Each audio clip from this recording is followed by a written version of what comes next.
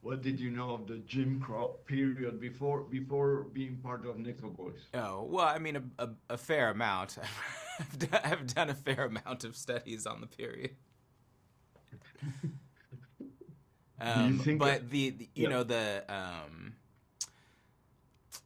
schools that the Nickel Academy is based on are real, and there were many of them, and I certainly had heard of them before, but also until one of the great things about Nickel Boys, the novel, was um, not much talked about. So that was sort of the most in depth I had ever gone into it before, and then obviously the film expands that knowledge base to a much greater audience. it was kind of like a big secret or a secret, right? From Yeah, yeah, it certainly is a part of our history that is ignored, and that's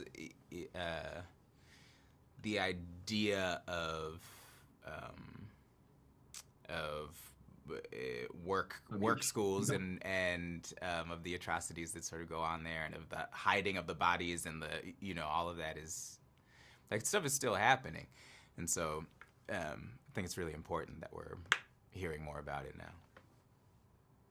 For me, the way RaMell tells the story is very unique.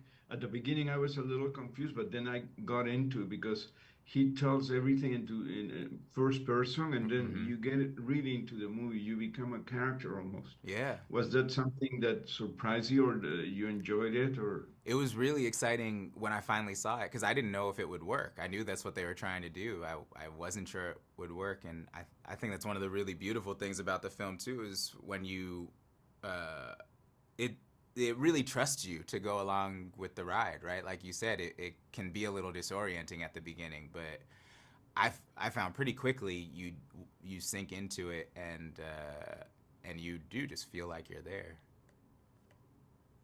There are a lot of films out there, especially now campaigning for awards and all that.